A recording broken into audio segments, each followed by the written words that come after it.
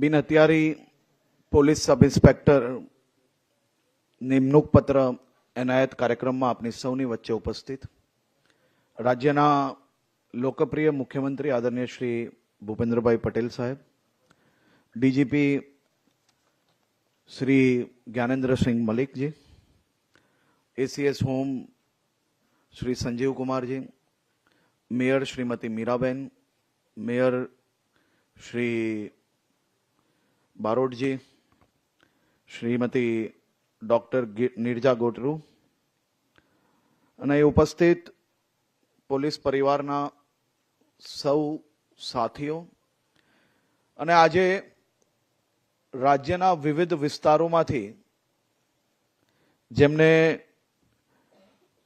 રાજ્યની શાંતિ, સલામતી, સુરક્ષા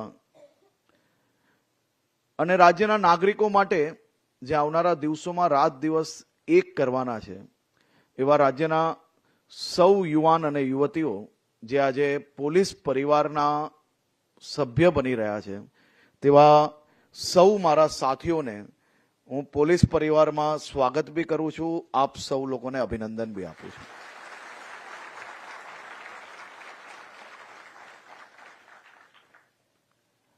સામાન્ય રીતે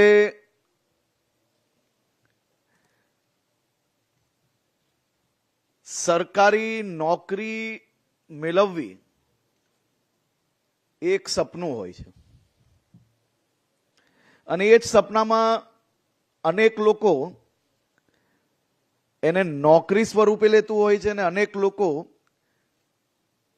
રાજ્યના નાગરિકો માટે કઈ રીતે પોતે ઉપયોગી બની શકે તે માટેના પ્રયાસ માટે રાત દિવસ એક કરીને નોકરી પ્રાપ્ત કરતું હોય છે. અગર તમે આને એક સરકારી નોકરી સમજીને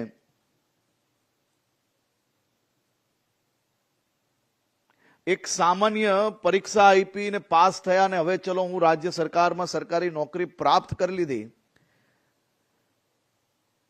એટલું વિચારશો તો તમે એક પીએસઆઈ તરીકે જરૂરથી ગુજરાત પોલીસની અંદર ભરતી પ્રાપ્ત કરી લીધી, પીએસઆઈ બની બી ગયા, પીએસઆઈ હવે તમે જ્યાર તક રિટાયર રહેશો ત્યાર તક થઈ રહેશો બી, પરંતુ જેને રાજ્યના નાગરિકોના હિતમાં કામ કરવું છે, ખરેખર રાત દિવસ એક કરીને જેને પરીક્ષા આપી છે, ગુજરાત પોલીસ પરિવારના સભ્ય બન્યા છો તમે અને જે રાજ્યના નાગરિકોના માટે કામ કરવા માંગતા લોકો હશે એને જરૂરથી બદલાવ લાવવાનો અવસર પ્રાપ્ત થશે ને થશે જ. કાલે અડધી રાતના હું દ્રશ્ય જોતો હતો એટલે તમે જે બધા પીએસઆઈ આજે જે બન્યા છો તમને લોકોને એવું લાગશે કે પોલીસ એટલે શું, આ 5 પુસ્તકમાં જે આપ્યું છે ને એના સિવાયના બધા જ કામો જે હશે ને, આ 5 પુસ્તક સિવાયના કામો દરરોજ તમારી 12 કલાકની ડ્યુટી હશે તો એમાંથી 10 કલાક એ આ 5 પુસ્તક સિવાયની અનેક ચેલેન્જો તમારા જોડે જોડાયેલી હશે. એ તૈયારી જોડે તમારે આજે આ પરિવારમાં જોડાવાનું છે. સામાન્ય રીતે નાગરિકોના મનમાં શું હોય, પોલીસ એટલે શું? ચોરને પકડવામાં, ગુનેગારોને સીધા કરવામાં, કાયદો, ન્યાયતંત્ર. પોલીસ એટલે શું? તો એક જ વસ્તુ કે પોલીસ એટલે કે ગુનેગારોને સીધા કરવા માટેની એક ફોર્સ. પરંતુ કોઈએ પોલીસને નજીકથી જોયું હશે તો જ એને અંદાજો આવશે કે પોલીસ એટલે સમાજ જીવન જોડે જોડાયેલા જેટલા વિષયો છે એ વિષયોમાં જ્યારે જ્યારે ચેલેન્જ આવે એટલે સૌથી પહેલી પહોંચનાર ફોર્સનું નામ એ પોલીસ.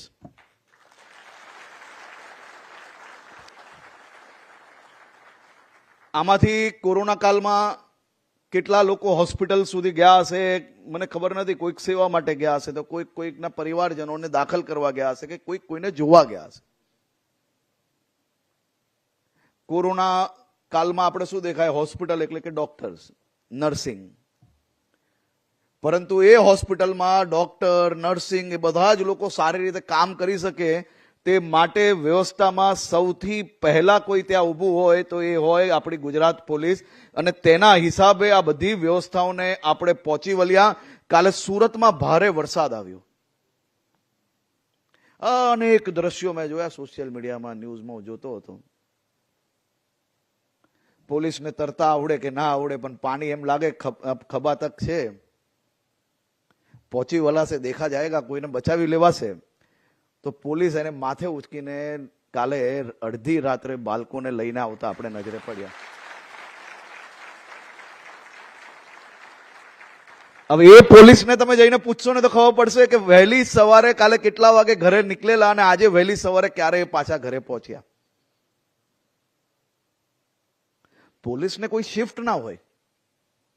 જ્યારે ચેલેન્જ આવે એટલે 24 hours 365 days પોલીસ એને હંમેશા ડ્યુટી માટે તૈયાર રહેવું પડતું હોય છે. અને આ ચેલેન્જ છે આપણા માટે, અને આ ભવિષ્યમાં બધી જ ચેલેન્જો તમને બી તમારી સામે આવવાની છે.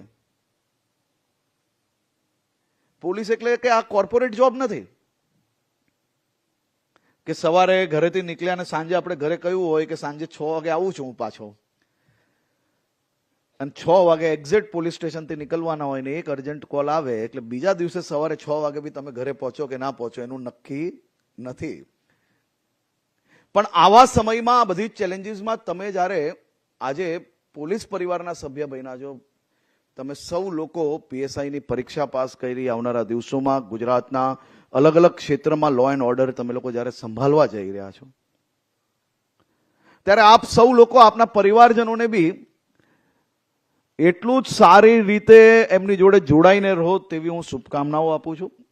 કારણ કે આજથી તો બધા હવે તમે સાહેબ બની ગયા. ગામમાં બધા કેવા મહિના સાહેબ કે હજી વાર છે? હા, કોને કોને લોકો સાહેબ કેવા મહિના ગામમાં? તમારા જે મિત્રો તમને આજથી સાહેબ કેવા મહિના ને એનાથી દૂર તમે હમણાં જ રહેવા માંડજો.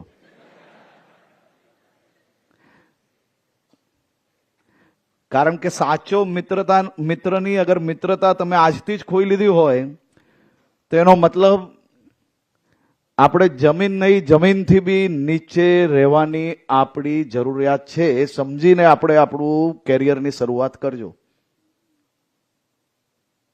કારણ કે ગામમાં આમ જેમ વર્દી પહેરીને જશો એટલે વટ એવો પડશે કે તમને એમ લાગશે કે હવે બધું આમ ગામમાં બહાર બેસાય કે નહીં, ઓટલે બેસાય કે નહીં. બધે જ બેસાય અને બધે જ આપણા કાન ખુલ્લા રાખવા જોઈએ, તો જ આપણે ઇન્ફોર્મેશનનો સોર્સ વધશે. મોઢું કેટલું ખોલવું હોય આપણે જાતે નક્કી કરવું, પણ કાન ખુલ્લા રાખશો અને દરરોજ વધુમાં વધુ લોકોને મળશો તો ભવિષ્યની અંદર ઇન્ફોર્મેશનની સોર્સ આપની વધતી જશે.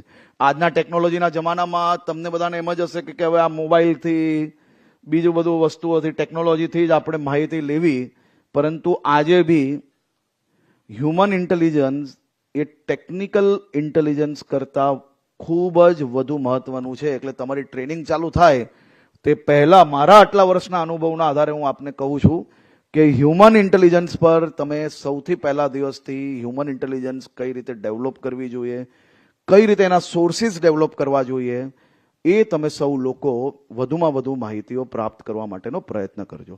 પીએસઆઈ બનીને જશો, ટ્રેનિંગ પૂરી થશે ને પોલીસ સ્ટેશનમાં જેવા જશો એવા સાહેબ બનીને ત્યાંના જે સ્ટાફ છે એની જોડે વર્તન કરવાની બદલે ત્યાં એ પોલીસ સ્ટેશનમાં સૌથી જૂના કોન્સ્ટેબલ જે હોય, જે ભલે ઉંમરલાયક હોય, એમને મોબાઈલ વાપરતા ભલે ના આવડતો હોય, પણ એની પાસે પોલીસ સ્ટેશનની જે માહિતી હશે એ માહિતી તમે અધિકારી બની ગયા છો તોય તમને વર્ષો સુધી નહીં મળે. તેથી એની જોડે વધુમાં વધુ સમય સૌથી પહેલા દિવસોમાં કઈ રીતે પસાર થાય તેનો પ્રયત્ન કરજો, તો જરૂરથી તમને લોકોને કંઈક ને કંઈક એ વિસ્તારની જાણકારી પ્રાપ્ત થશે. આજે 449 યુવાનો ગુજરાત પોલીસના સભ્ય બન્યા છે. છેલ્લા અનેક વર્ષોમાં જેમ ડીજીપીએ કહ્યું કે ગુજરાત સરકાર દ્વારા જે પ્રયાસો કરવામાં આવ્યા છે, છેલ્લા 10 વર્ષમાં 54,590 જગ્યાઓ પર ટ્રાન્સપરન્સી જોડે ભરતી કરવાનું જે સૌભાગ્ય આપણે ગુજરાતને પ્રાપ્ત થયું છે. છેલ્લા 5 વર્ષમાં 15,653 મહિલા કર્મચારીઓની ભરતી કરવામાં આવી છે. 15,653.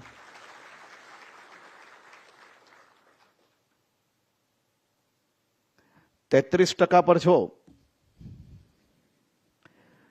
હવે આપણે તો 55% પર જવું હોય ને તો વધુમાં વધુ આ બધા લોકો કામ કરે એના બદલે બહેનો હજી વધુ દબાણથી કઈ રીતે કામ કરી શકે તે ચિંતા આપણે લોકોએ સાથે મળીને કરવાની છે. બધા તૈયાર છો ને? પાક્કું પાક્કું? ચેલેન્જીસ લેવા તૈયાર બધા? ખૂબ સરસ. 2008 થી હમણાં સુધી 1 લાખ જેટલા યુવાનોને પોલીસ વિભાગમાં જોડાયા છે, જે ખૂબ મોટો આંકડો છે. અને આવનારા દિવસોમાં 13,500 જેટલી જગ્યાઓ પર ભરતી ઓલરેડી ચાલુ છે. 2033 સુધી બીજા 50,000થી વધારે યુવાનો ગુજરાત પોલીસમાં ભરતી કરવાનું પ્લાનિંગ આપણે આગળ વધારી રહ્યા છે. કાલે જ હું ગુજરાત પોલીસને અભિનંદન આપવા માંગુ છું. કાલે દેશ નહીં પરંતુ દુનિયાના ઇતિહાસમાં શાંતિપ્રિય દેશો માટે કાલનો દિવસ અને કાલનો ચુકાદો એ ઐતિહાસિક હતો.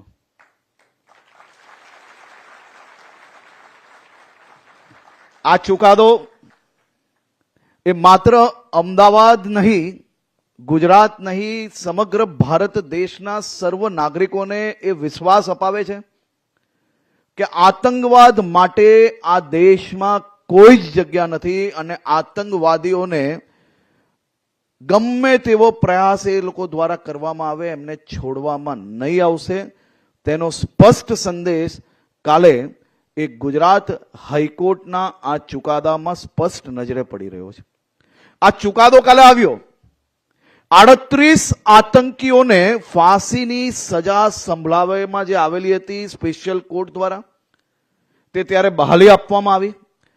11 બીજા આતંકીઓને આજીવન કેદની જે સજા સંભળાવવામાં આવેલી તેને બી બહાલી આપવામાં આવી. આ 38 + 11 એટલે કે 49 આતંકીઓને આ સજા સંભળાવવામાં સફળતા કઈ રીતે પ્રાપ્ત થઈ? હું આજે ગુજરાત પોલીસની અમદાવાદ સિરિયલ બોમ્બ બ્લાસ્ટના ઇન્વેસ્ટિગેશન ટીમને ખૂબ ખૂબ અભિનંદન આપું છું, જેમને રાત દિવસ એક કરીને એક બી એવો કોઈ પાસો છોડ્યો નહીં કે જેના કારણે આ આતંકીઓને કોઈ બી પ્રકારની છૂટ મળી શકે. આ આતંકીઓને આટલી મજબૂત અને ઐતિહાસિક સજા સંભળાવવામાં જો સફળતા મળી હોય તો તેની પાછળનું સૌથી મોટું અને સૌથી પહેલું કારણ એ ઇન્વેસ્ટિગેશન હોય છે.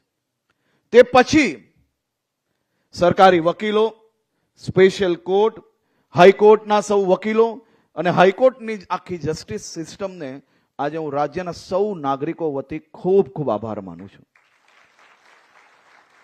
હું આજે ભરતી બોર્ડના અધ્યક્ષ અને એમની આખી ટીમને અભિનંદન આપું છું. મેં બી અનેક ભરતીઓ જોઈ છે. ખૂબ ટ્રાન્સપરન્સી જોડે ખૂબ જ સ્મૂથલી ભરતી સમાપ્ત કરી અને ભવિષ્યની અંદર બી જે બીજી ભરતીઓ ચાલે છે તેમાં બી આ જ રીતે સારી રીતે કામગીરી આગળ ચાલી રહી છે. હું ભરતી બોર્ડની આખી ટીમને અભિનંદન આપું છું અને હું વિશ્વાસ રાખું છું કે આવનારી ભરતી બી આપ સૌ લોકો આ જ સ્પીડથી અને આટલી જ ઝડપથી તમામ ઉમેદવારોને એનાયત પત્ર આપણે આપી શકીએ તે દિશામાં આપ સૌ લોકો જે કામગીરી કરો છો તે બદલ હું રાજ્ય સરકાર, મુખ્યમંત્રી શ્રી વતી બી આપનો આભાર માનું છું અને આ સૌ યુવાનો વતી બી તમને અભિનંદન અને આભાર માનું છું. આ જ રીતે આપણે આવનારા દિવસોમાં કામગીરીને આગળ વધારશું. ફરી એકવાર મારા સૌ સાથીઓ, તમારું ગુજરાત પોલીસ પરિવારમાં સ્વાગત કરું છું. ગુજરાત રાજ્યની આપણી ટીમ દ્વારા આવનારા દિવસોમાં રાજ્યના બધા જ નાગરિકોને વધુમાં વધુ સહાય કઈ રીતે કરી શકીએ તે દિશામાં આપણે સૌ લોકો આગળ વધીશું. સાથે સાથે આ વર્ષે રાજ્યના ગૃહ મંત્રાલય દ્વારા એક ખૂબ જ મહત્વનો નિર્ણય લેવામાં આવ્યો છે. કે રાજ્યના તમામ પોલીસ હેડક્વાર્ટરોના ગ્રાઉન્ડ એ રાજ્યના તમામ નાગરિકો જે કોઈ પોલીસ ભરતીમાં ભાગ લેવાના હોય તે લોકોને ટ્રેનિંગ માટે ખુલ્લા મૂકવામાં આવે. એની સાથે સાથે મોટા ભાગના જિલ્લાઓએ આ વખતે ત્યાં આપણે કોઈ બી પ્રાઇવેટ ટ્યુશન ક્લાસીસ ના લેવા પડે તે માટે અનેક પોલીસ અધિકારીઓને બી ટ્રેનિંગમાં જોડ્યા. અને આવનારા દિવસોમાં હું આપ સૌને આગ્રહ કરું છું કે પોલીસમાં કામગીરી વધુ સરળતાથી સારી રીતે તમે અગર પાસ બી થઈ જશો તો ત્યારે જ કરી શકશો જ્યારે તમે બધા જ લોકો એક સાથે ટ્રેનિંગ કરતા હોય. આપણે કોઈ પ્રાઇવેટ ક્લાસીસની અંદર જવાની બદલે પોલીસ દ્વારા જે પહેલા ફિઝિકલ ટ્રેનિંગ અને આવનારા દિવસોમાં હજી બી મોટા પાયે તમને લોકોને ટ્રેનિંગ આપી શકે તે માટે અમે વ્યવસ્થાઓને આગળ વધારી રહ્યા છે. પણ મારો આપને આગ્રહ છે કે કોઈ બી પ્રકારના પ્રાઇવેટમાં નહીં અને પછી જો તમને પોલીસની સરકારની વ્યવસ્થાઓમાં ટ્રેનિંગ સારી મળી રહે તો તમારે સામાજિક વ્યવસ્થાઓમાં બી ભાર આપવાની જરૂર નથી.